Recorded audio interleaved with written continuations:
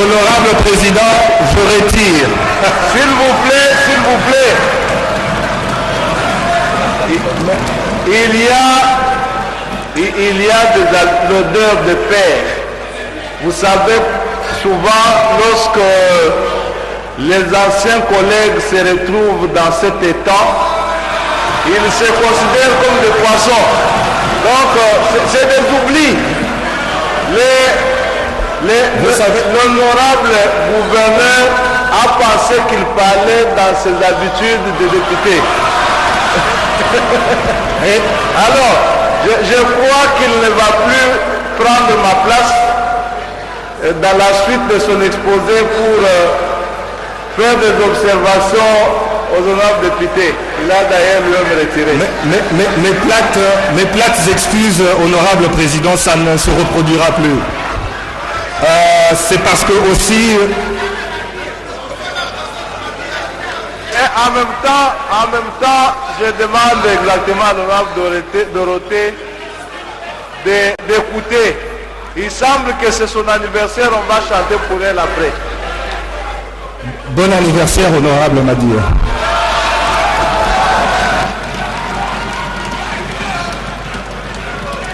Voilà.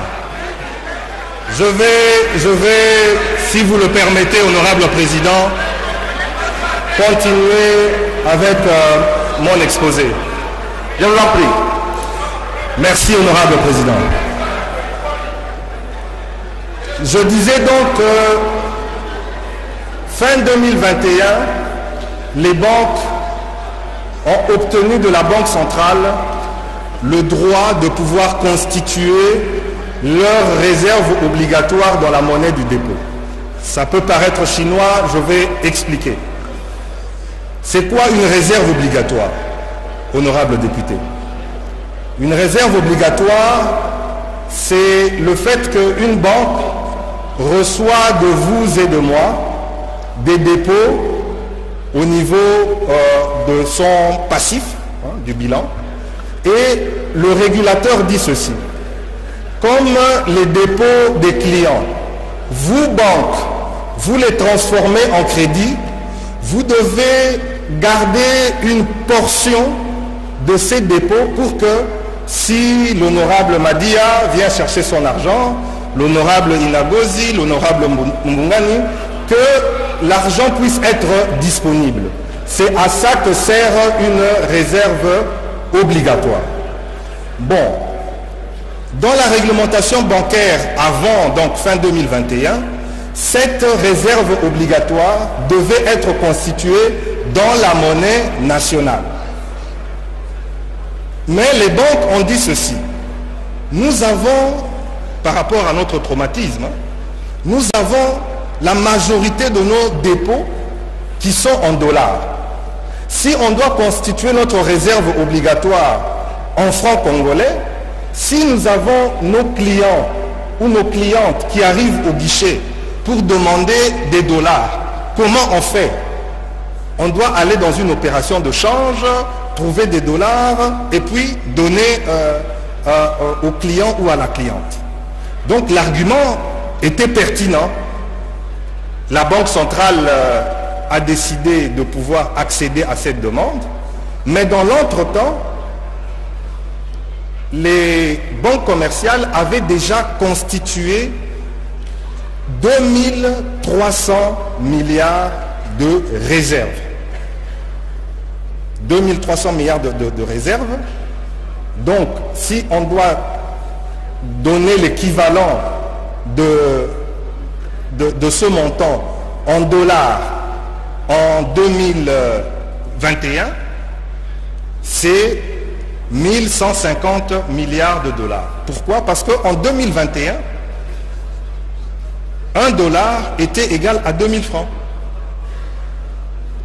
Alors, quand on change pour dire on constitue dans la monnaie du dépôt, donc on stocke cette réserve, c'est ce qu'on appelle les réserves obligatoires cristallisées en francs congolais, on les cristallise en francs congolais, donc les 2300 milliards, quand le taux reste aux alentours de 2000, il n'y a pas de problème, parce que ce sont des réserves obligatoires pour couvrir 1,1 milliard 150 millions de dollars. Là, nous sommes bien d'accord. 2023, nous commençons à avoir des pressions budgétaires liées notamment aux dépenses de souveraineté. Alors, tout ce que nous avons constitué comme excédent de 2022 a commencé à fondre pour répondre à l'effort de guerre. Et à un moment donné, il y a eu dépréciation du franc congolais. Alors, si on passe donc de 2000 francs pour $1 à 2300 pour $1, l'équivalent de cette réserve cristallisée ne couvre plus 1 milliard 150 millions, mais ne couvre plus que 1 milliard. Or, quand on a une réserve obligatoire, ça veut dire aussi que on a des liquidités qu'on empêche les banques de pouvoir utiliser dans les marchés. Mais quand la dépréciation arrive, ça passe de 2000 à 2300, ça veut dire qu'on a relâché dans les marchés 150, l'équivalent de 150 millions en francs congolais au niveau des banques. On leur a restitué ça. Et 150 millions au taux de 2300, nous sommes à environ 350 milliards de francs congolais. Or, vous savez très bien que nos banques ne prêtent quasi essentiellement qu'en dollars. Donc tous les francs congolais qui sont dans nos banques commerciales ne sont utilisés principalement qu'à faire trois choses. Participer au bon du Trésor du ministère des Finances, participer au bon BCC, être placé donc au bon BCC au niveau de la Banque centrale, et la troisième destination, c'est aller vers le marché de change. Donc, les 350 milliards ont été déversés alors que le franc congolais avait déjà dévissé. On passe de 2000 à 2300. Et quand vous relâchez à ce niveau de 2300, 350 milliards supplémentaires, vous avez encore des francs congolais qui arrivent sur le marché de change. La dépréciation est encore plus forte. Et quand la dépréciation est encore plus forte, le stock de réserves cristallisées en francs congolais est encore moindre, puisque ça couvre moins de dollars, et on entre dans une spirale, dans un effet boule de neige. Qu'est-ce que la Banque centrale a fait à cette époque-là?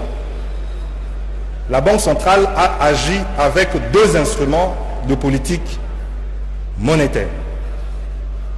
Elle a relevé d'abord son taux directeur à 25% pour que les banques soient attirées avec le surplus de liquidité qu'ils avaient en francs congolais, de venir auprès des banques, de la Banque centrale, pour le placer à un taux rémunérateur, 25%.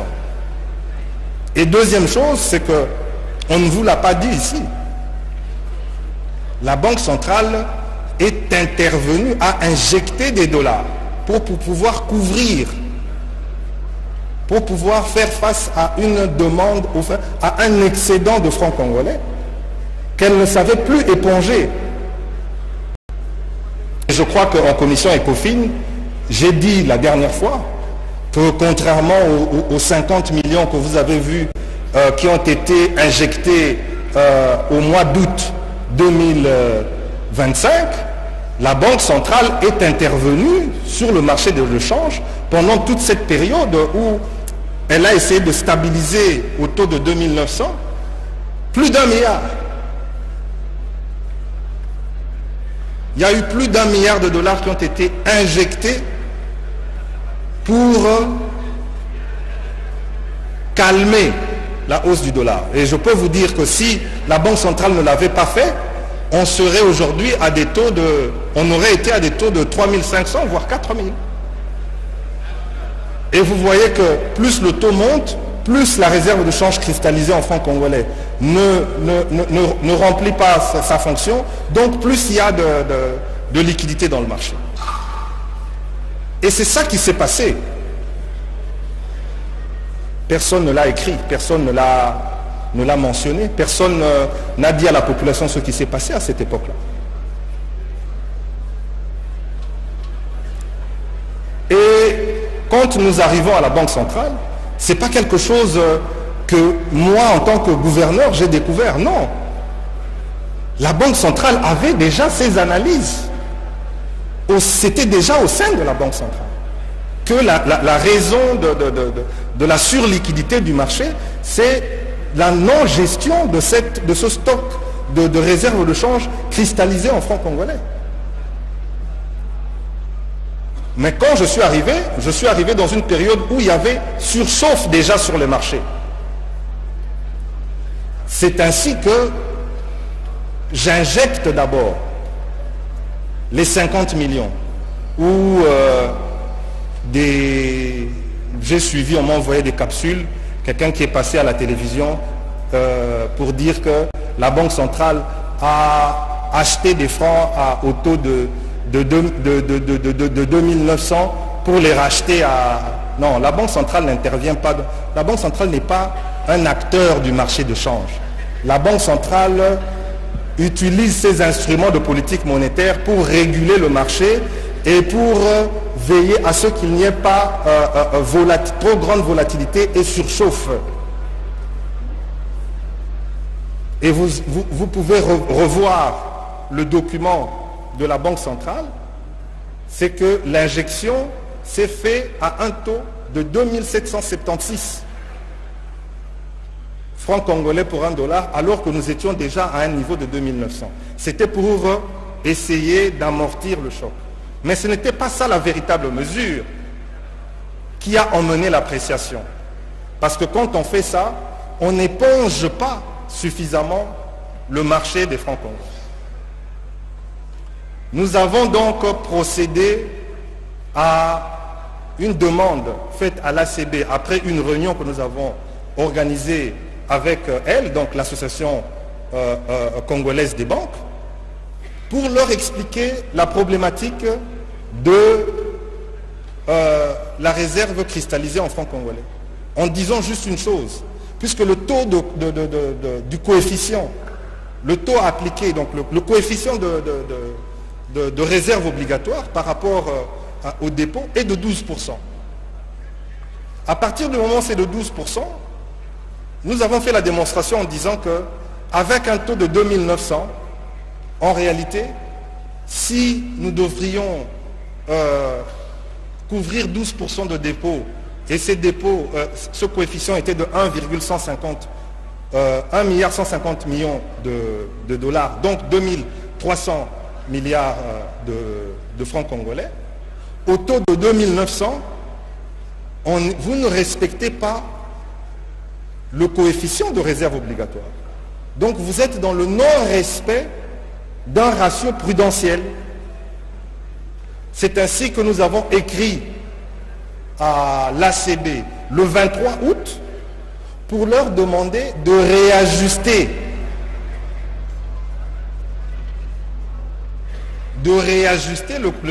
les réserves obligatoires pour que ça corresponde au ratio prudentiel de 12%.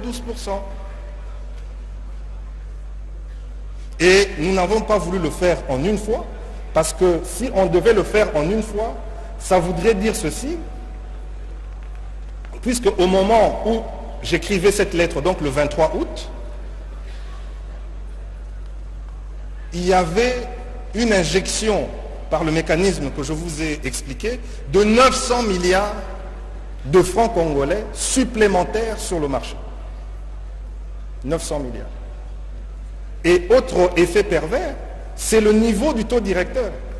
Puisque quand les francs congolais ne vont pas faire autre chose que les trois que je vous ai dit, quand vous mettez un taux directeur à 25%, et c'est resté ainsi pendant quasi 2 ans.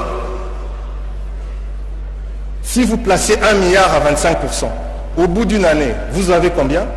1 milliard 250 millions qui viennent se rajouter à l'effet pervers du coefficient du taux directeur.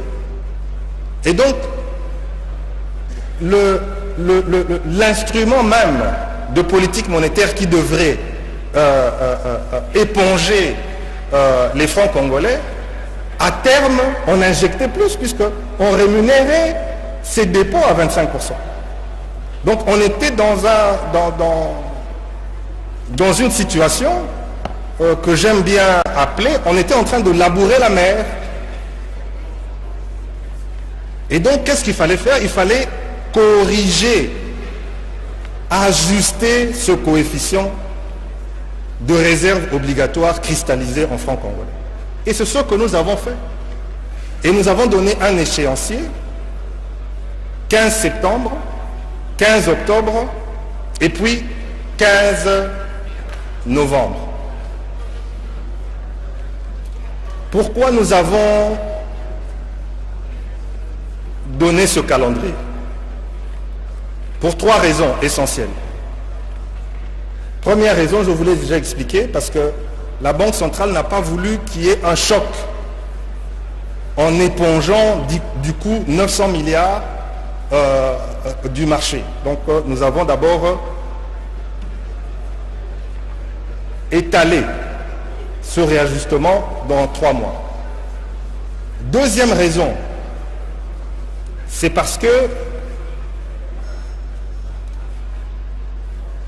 nous savions que nous étions dans une échéance fiscale en septembre et que nous allons avoir une autre échéance fiscale au mois de novembre. Et dernière raison, c'est que nous avons analysé qu'au niveau international, nous étions bien positionnés.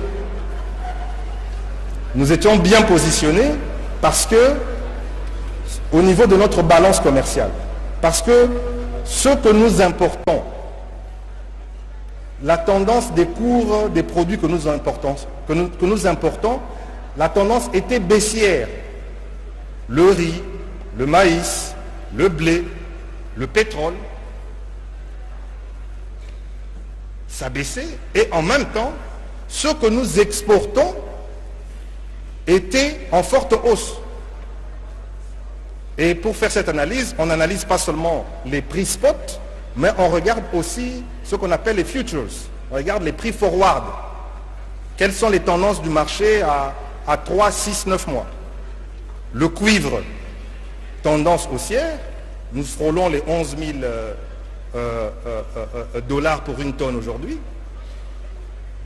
L'or, on a dépassé les 4 000 dollars l'once. Et le cobalt, pour lequel nous avons suspendu les exportations. Et au moment où nous avons suspendu les exportations, la tonne du cobalt était à 21 000. Aujourd'hui, une tonne de cobalt vaut 52, 53 000 dollars.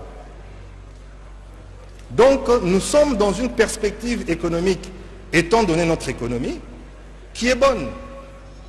Et aussi, on s'est posé la question de savoir, mais effectivement, qu'est-ce qui va emmener, quelles sont les conséquences d'une appréciation du franc? Oui, on peut arriver à ce qui est inflation négative, ou même déflation. Mais quand on regarde notre économie, quels sont les impacts d'une déflation? Si nous avons une économie où la majorité de ce que nous consommons est importé, l'impact est quasi nul. Parce que la baisse des prix ne va rien changer en termes de rentabilité pour l'importateur.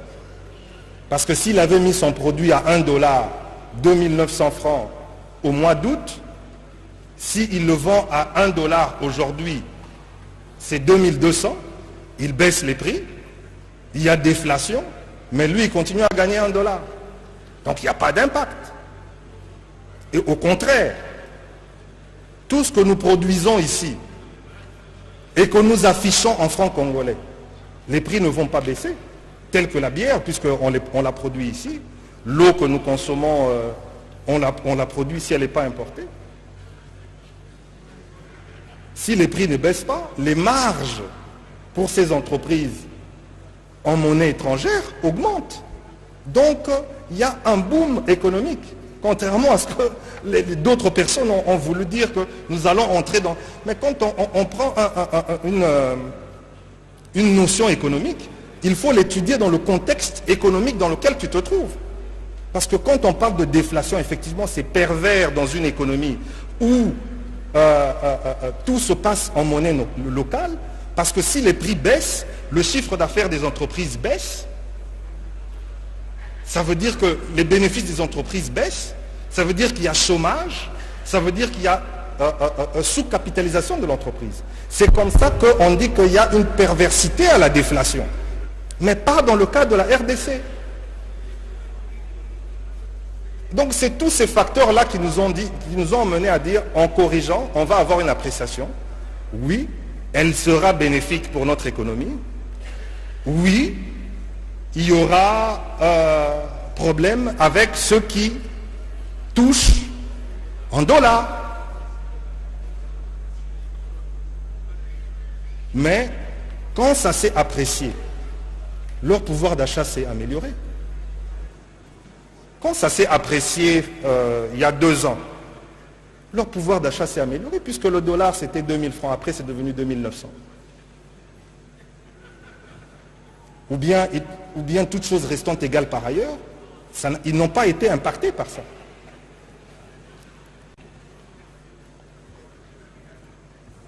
Alors, votre question sur la stabilité. Je vous signale que ça fait 3 semaines aujourd'hui, 3 semaines, non, on va dire 2 semaines et demie, 3 semaines ça va être à partir de vendredi, que le taux s'est stabilisé aux alentours de entre 2250 et 2300 francs. Il y a une stabilité du taux.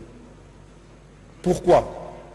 Parce que quand nous avons commencé avec la correction de ce coefficient, nous avons d'abord pris une première ponction de 370 milliards au mois de septembre. Ensuite, le taux a commencé à baisser. Et je vais vous expliquer pourquoi ça baissait fortement. Ça baissait fortement pour 2 raisons. Première raison, parce que nous avons fait coïncider la première ponction avec une période d'échéance fiscale. Et les entreprises viennent chercher des francs pour payer l'impôt. Et à ce moment-là, nous avons retiré du marché 400 milliards, donc 370 milliards de francs. Donc il y a eu un excédent de dollars par rapport aux francs congolais, et ça a baissé. Mais ça a encore baissé plus fortement. Pourquoi? Parce que les banques ont anticipé le réajustement de ce coefficient-là, donc le réajustement du stock. Et vous savez, les banques, ce sont des acteurs économiques. S'ils doivent réajuster avec des francs congolais, qu'est-ce qu'ils vont préférer? Ils vont préférer, au fait, que ce réajustement ne leur coûte pas très cher. Donc eux-mêmes, pour répondre aux prochaines échéances, sont allés acheter du franc. Parce qu'ils vont l'acheter à un taux, à ce moment-là on était à 2850, donc ça coûte moins cher que d'aller l'acheter, de reconstituer cette réserve obligatoire à un taux de 2200. Et c'est ça qui explique au fait la chute. Mais nous, Banque centrale, nous ne fixons pas le taux. Le taux est le fruit de l'offre et de la demande sur le marché. Nous, tout ce que nous avons constaté, c'est que quand le taux a baissé, nous avons prévu de réajuster 300 milliards au mois d'octobre Mais comme le taux était déjà inférieur au taux de réajustement qui était de 2708, je crois, francs pour $1, mais en octobre, nous étions déjà à 2548. Donc nous n'avons pas réajusté de manière drastique, nous avons réajusté pour 187,5 milliards au lieu de 300 milliards, puisque nous avons prévu 400, 300 et 200. Et déjà aujourd'hui, avec un taux aux alentours de 2200, le réajustement sera neutre, puisqu'on s'approche déjà, on est à un taux inférieur au taux précédent. Donc, ça sera probablement une faible injection de francs dans le marché. Mais heureusement, ça va se faire à une période d'échéance fiscale, donc le mois de novembre, où il y a des dollars qui viendront pour chercher des fonds congolais de manière à faire face au paiement à la DGI. Donc voilà, en gros, quand les effets ont fini de produire leurs effets, enfin, quand les effets de ce réajustement ont fini de produire leurs effets, nous avons communiqué. Nous avons communiqué, nous avons dit, la Banque centrale constate que le marché est en train de s'équilibrer parce que les effets du réajustement des réserves obligatoires sont arrivés à leur fin, puisque nous avons déjà un taux qui est plus bas. Donc comme on va le faire au taux du marché, il n'y aura pas de ponction supplémentaire. Et donc vous remarquez que depuis 3 semaines, il y a cette stabilité. Honorable Efambe, vous vouliez voir les perspectives et quels sont les mécanismes que nous devons faire. C'est dans ça que je dis, c'est un effort collectif. Ce n'est pas seulement l'effort de la Banque centrale. La Banque centrale va communiquer sur les éléments, mais c'est quelque chose que nous devons faire ensemble, aussi avec le gouvernement. Qu'est-ce que nous devons faire pour les perspectives, pour que nous gardions cette stabilité et avoir un franc congolais en qui notre population peut avoir confiance? La réponse est simple. La réponse est entre nos mains. Nous devons épargner en francs congolais et nous devons consommer en francs congolais. Si nous épargnons en francs congolais, regardez, savez-vous quel est le taux moyen d'un DAT 1 an dans une banque commerciale en francs congolais? Je peux me tromper, mais je sais que peut-être qu'il y a très peu de Congolais ou bien même d'honorables députés ici. S'ils ont une épargne, ils ont ça en francs congolais. Le DAT en dollars, c'est autour de 4-5%. Mais le franc congolais rémunère jusqu'à 13%. Mais personne ne veut épargner en francs congolais. Le traumatisme dont je parlais tout à l'heure. Donc, la Banque centrale est en train de réfléchir à des mécanismes pour protéger au fait cette épargne, mais nous devons discuter puisque nous sommes en programme avec le Fonds monétaire. Mais c'est ce qu'il faut qu'on fasse. Nous allons aller vers un système où on épargne en francs congolais et on donne des crédits en francs congolais. Mais pour ça, il faut une stabilité. Et la Banque centrale, ensemble avec les politiques budgétaires du gouvernement, nous devons travailler ensemble pour assurer cette stabilité. C'est dans cette stabilité que les gens pourront épargner et emprunter dans la monnaie nationale. Je vais vous donner un exemple, puisque j'ai commencé cette discussion avec le VPM fonction publique, ainsi qu'avec le DG de la SENSAP, sur l'épargne de nos caisses de retraite en francs. Parce que voyez-vous, qu'est-ce qui accentue la dépréciation? C'est aussi notre comportement. Quand nous étions, parce que je suis sûr que le réflexe a changé, quand nous avons enregistré dans nos cerveaux, y compris le mien, parce que je le faisais, donc je confesse devant vous, y compris le mien donc, quand nous étions payés en francs à la fin du mois, nous avions tous un réflexe, c'était de convertir en dollars. Mais nous ne savions pas que ce que nous faisons était en train, au fait, d'accélérer la dépréciation.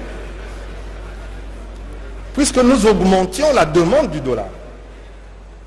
Et si nos caisses de retraite, la CNSS, la CNSAP, qui, au fait, chaque mois, prennent une partie de nos salaires pour pouvoir les épargner pour notre vie future, s'ils sont dans le même réflexe, c'est-à-dire ils touchent en francs, ils transforment en dollars, ils le placent en DAT en dollars.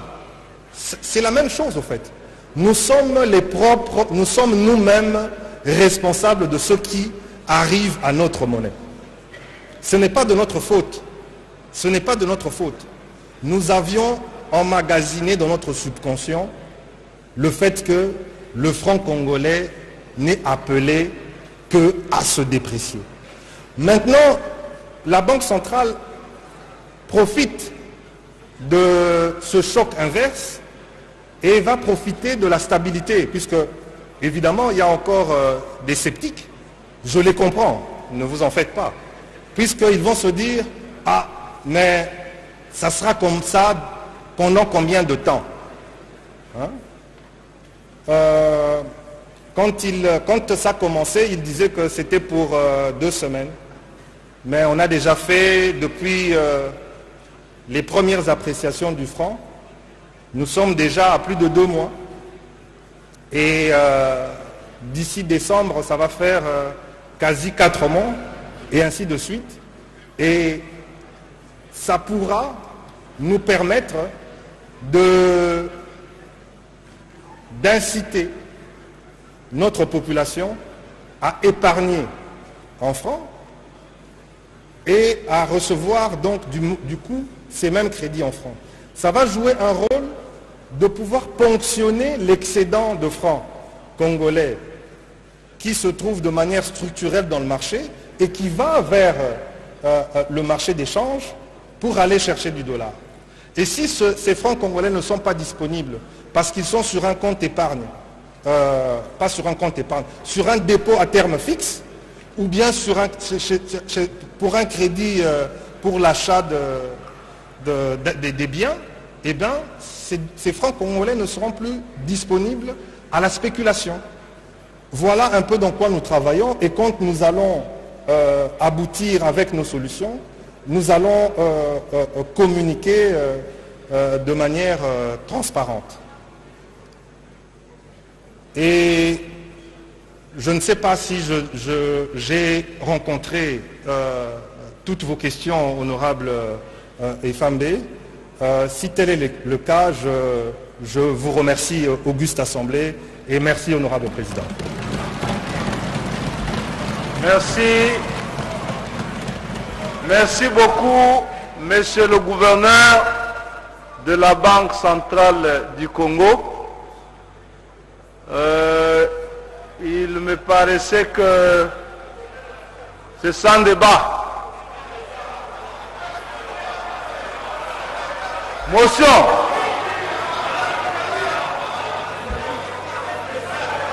Motion a-t-il dit?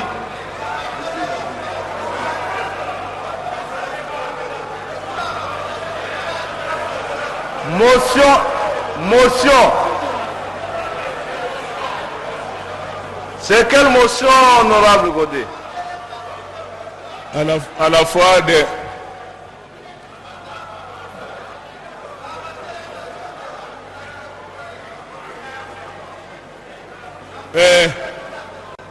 Honorable Président, distingués membres du bureau, j'ai une double motion. Elle est à la fois d'information et de procédure. Je salue les comportements démocratiques de notre président Haï, qui a tendance à se référer à la plénière. Mais au-delà de cette élégance, Monsieur le Président, vous avez le pouvoir que vous donne notre règlement intérieur. Dites Amen, je vais parler. Et donc, honorable Président, l'article 192 de notre règlement, je ne vais pas le lire, je vais le citer de mémoire, vous donne le pouvoir d'accorder la parole à n'importe quel député, quel que soit le nombre, pour qu'il puisse poser des questions à l'occasion d'une question d'actualité. Je peux lire, si vous voulez bien, je peux lire.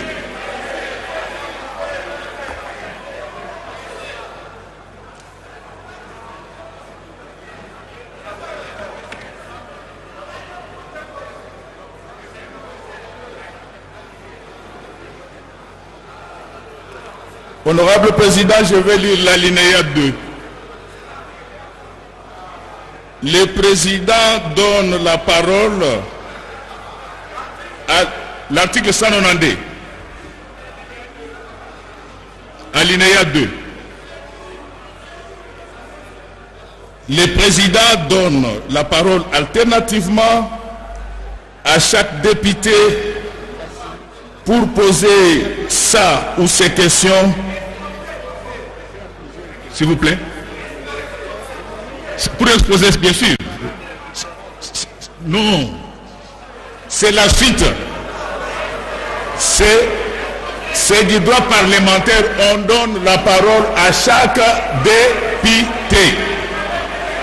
Et donc, honorable Président, merci de me protéger. Honorable Président, j'ai besoin de votre protection. Vous avez la parole. Voilà. Cela étant dit, s'il vous plaît, collègues, s'il vous plaît, collègues, s'il vous plaît, cela étant dit,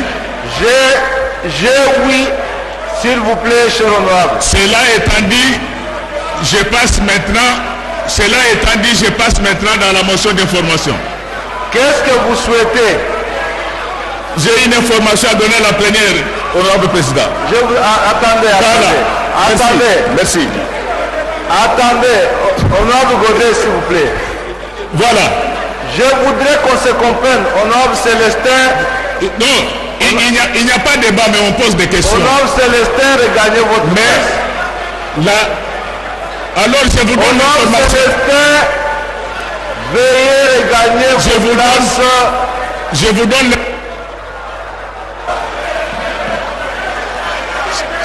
S'il vous plaît, il n'y a pas de débat, je donne seulement l'information. Veuillez... Honorable Célestin, s'il vous plaît, il n'y a pas de débat. Le débat aura lieu parce que je vais adresser une question orale avec débat au gouverneur. Donc, ayez vos apaisements.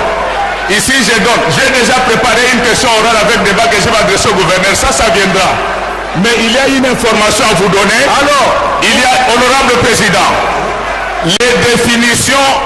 les définitions incomplètes et alambiquées qui ont été données ici à ce qui concerne les réserves obligatoires et des allègements fiscaux, ça mérite une précision. S'il vous plaît, honorable Godet, attendez.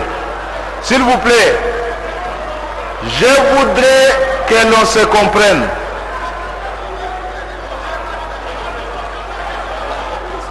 Je voudrais que l'on se comprenne en même temps que je m'adresse à l'honorable motionnaire, à l'honorable Godin Poyi, en même temps, je m'adresse à vous tous qui êtes debout pour le contester.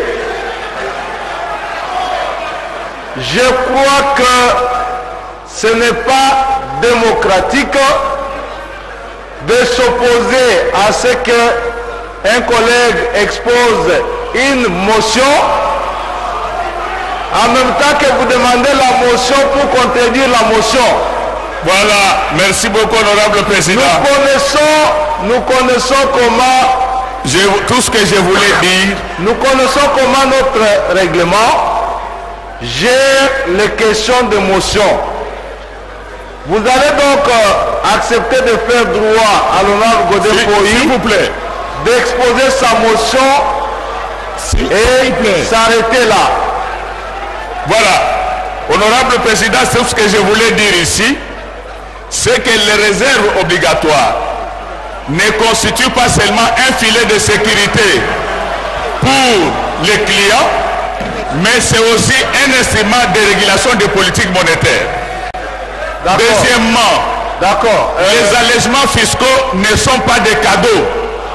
Ce sont des instruments de politique de développement de l'État. S'il vous plaît, s'il vous plaît, s'il vous plaît, s'il vous plaît.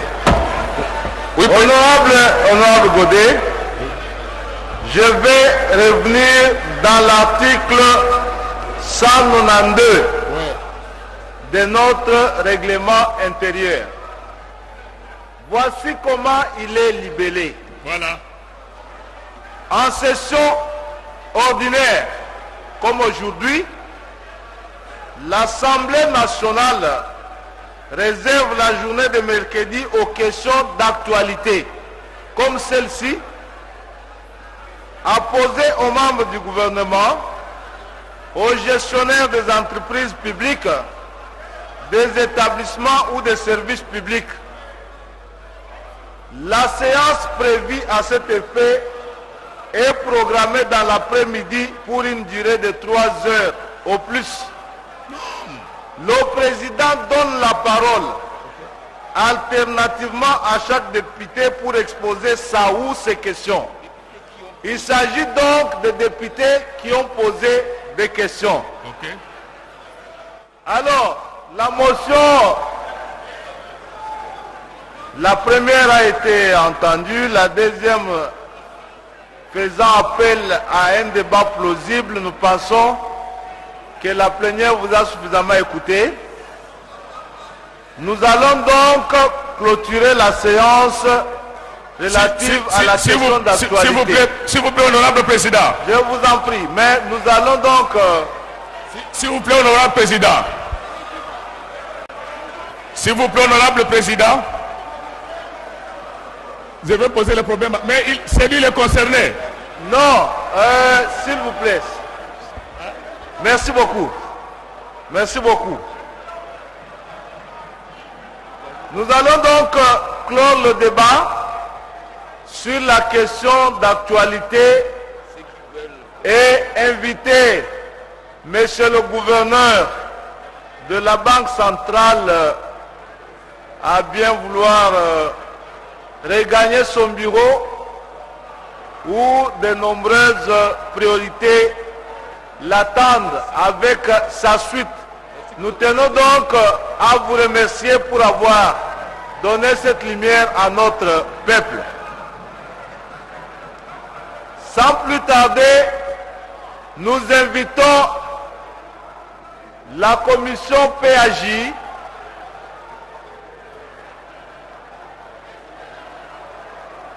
Honorable Godet, Honorable Godet, Honorable Godet, merci, merci. Nous invitons la PAJ, le président de la PAJ, à prendre place à l'endroit habituel pour nous présenter le rapport de vérification des pouvoirs.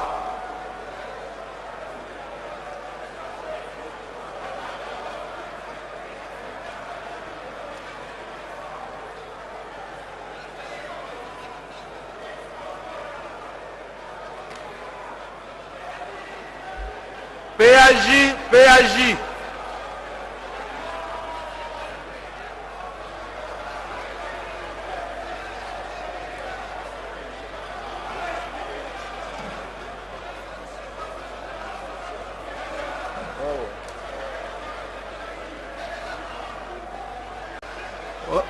Honorable président de la PAJ,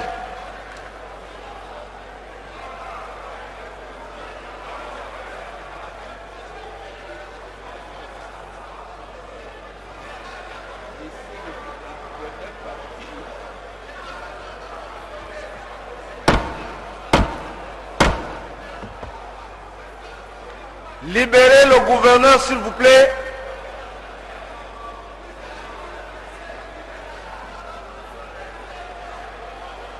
Libérez le gouverneur de la Banque centrale, s'il vous plaît.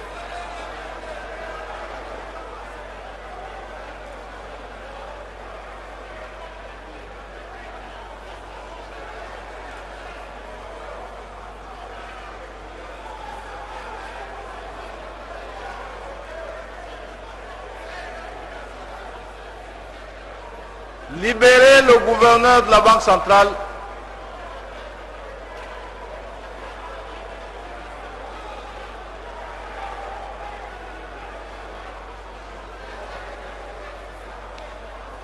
La PAJ, nous invitons la PAJ à prendre place ici devant.